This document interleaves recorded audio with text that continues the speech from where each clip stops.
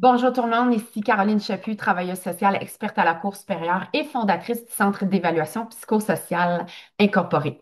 Donc, je vous fais une petite vidéo aujourd'hui un peu particulière. En fait, j'ai envie de parler des experts psychosociaux en matière familiale à travers les commentaires que j'ai reçus d'avocats en droit de la famille. En fait, ce qui arrive, c'est que pour nous faire connaître, ce que je fais, c'est que je communique avec des avocats en droit de la famille pour leur parler de nos services, qu'est-ce qui fait que nous, on se distingue, qu'est-ce qui fait qu'ils devraient nous choisir, pourquoi c'est nous les meilleurs. Puis en fait, dans le cadre de mes discussions avec eux, en fait, ce que j'ai fini par comprendre, c'est que les avocats en droit de la famille finissent par connaître les experts, parce qu'il n'y en a pas tant, finalement, qui pratiquent.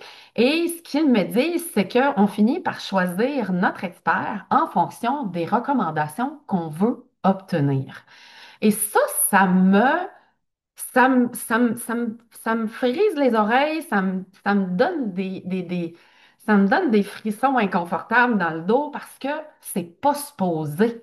Ce n'est pas supposé. Vous n'êtes pas supposé savoir que un expert psychosocial est supposé être neutre, est supposé être impartial, est supposé faire preuve d'ouverture et laisser de côté ses préjugés et tout jugement qu'il peut avoir. Je pense que ce qu'il faut quand même là pas oublier, c'est que chaque expert demeure un être humain et chaque être humain, malgré lui, même si on est un intervenant, on a des préjugés envers certaines particularités. Là. Je ne veux pas dire personne, là, parce que ça peut être un préjugé envers un comportement, ça peut être un préjugé favorable, défavorable. Donc voilà. Donc ce qu'on me dit, c'est que ben, si mon client est un homme, je vais communiquer avec tel expert parce que je sais que cet expert-là est pro-papa. Si mon client ou ma cliente veut avoir une semaine sur deux, ben, je vais communiquer avec tel expert parce qu'il recommande presque systématiquement la garde alternée une semaine sur deux.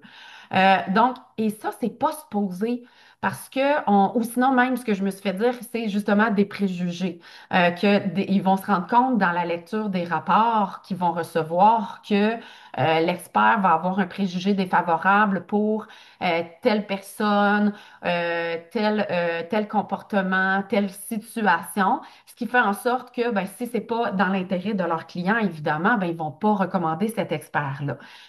Mais si c'est dans l'intérêt de leur client, ben, au contraire, ils vont le recommander.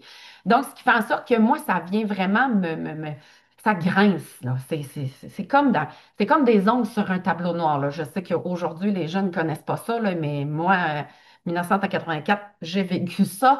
Et puis, ça fait pas de sens. Ça ne fait pas de sens. Donc, ce que j'aimais de leur répondre à ce moment-là, je dis, ben, avec nous, vous ne le saurez pas. Avec nous, vous ne le saurez pas. Premièrement, parce que tous nos rapports sont relus.